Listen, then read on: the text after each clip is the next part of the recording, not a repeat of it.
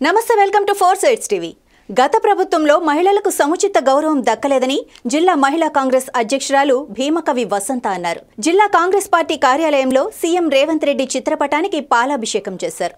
అనంతరం ఏర్పాటు చేసిన మీడియా సమావేశంలో ఆమె మాట్లాడుతూ రాష్ట్ర ప్రభుత్వం నూతనంగా 2 పథకాలకు శ్రీకారం చుట్టిందని అన్నారు.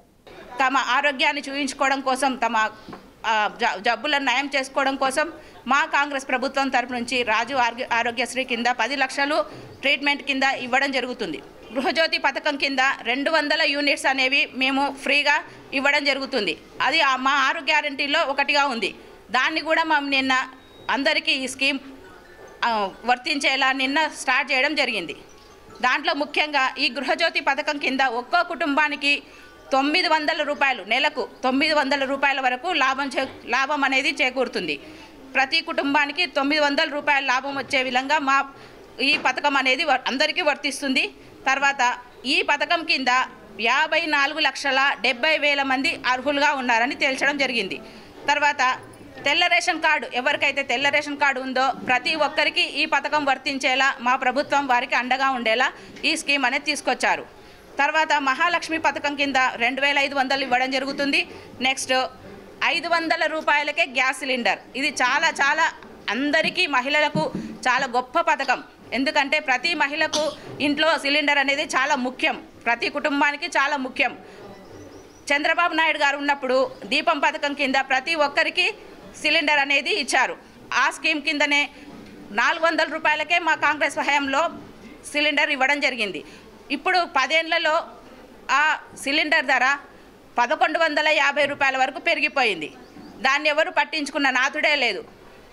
ఇప్పుడు మా కాంగ్రెస్ ప్రభుత్వం వచ్చిన 80 రోజుల్లోనే ఈ పథకానికి 500 రూపాయలు సబ్సిడీని ఇస్తూ 3 ఏళ్ల పాటు సబ్సిడీని ఇస్తూ ఈ పథకాన్ని కొనసాగించడం జరుగుతుంది.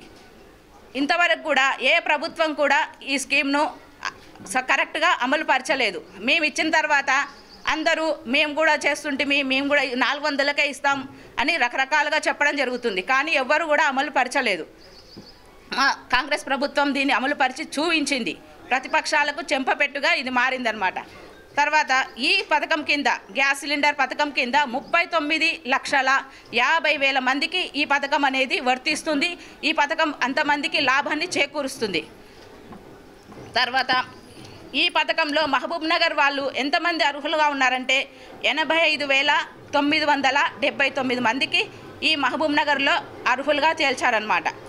తర్వాత ఈ పథకము ప్రతి మహిళకు ఎవరి పేరు మీద అయితే మహిళ పేరు మీద గ్యాస్ సిలిండర్ ఉందో వాళ్లకు సబ్సిడీ కింద ఈ పథకం అనేది వర్తిస్తుంది.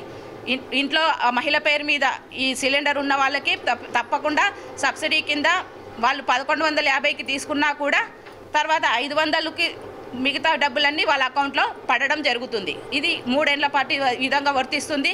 తర్వాత డైరెక్ట్గా 500 రూపాయలకే సిలిండర్ అనేది ఇవ్వడం జరుగుతుందన్నమాట. తర్వాత నెక్స్ట్ మొన్న ప్రజాపాలన అని ఏర్పాటు చేశారు. ప్రతి గ్రామంలో, ప్రతి మండలంలో, ప్రతి వార్డులో ఈ ప్రజాపాలన అనేది అందరూ ఏర్పాటు చేశారు. దానిలో వచ్చిన అప్లికేషన్ పెట్టుకున్న ప్రతి ఒక్కరూ దీనికి అర్హులన్నమాట. ఈ ఉచిత విద్యుత్కు కానీ, తర్వాత గృహజ్యోతి పథకానికి కానీ వీళ్ళందరూ అర్హులుగా ఉంటారు. ఎవ్వరూ చింతించాల్సిన అవసరం లేదు. అప్లై చేసుకోకున్నా కూడా ఇప్పటికి కూడా ఇది కంటిన్యూ ప్రాసెస్ అనమాట.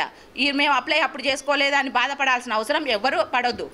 ఎందుకంటే ఇది కంటిన్యూగా జరుగుతుందన్నమాట. కంటిన్యూగా వస్తూనే ఉంటారు, కొత్త వారు వస్తూనే ఉంటారు, పాత వారికి అవి అన్ని అన్ని అమలు అవుతూనే ఉంటాయి. కాబట్టి ప్రతి ఒక్కరు కూడా ప్రతి మండల కేంద్రాల్లో వెళ్ళి ఇవి అప్లై చేసుకోవడం జరుగుతుందన్నమాట, చేసుకోవచ్చు.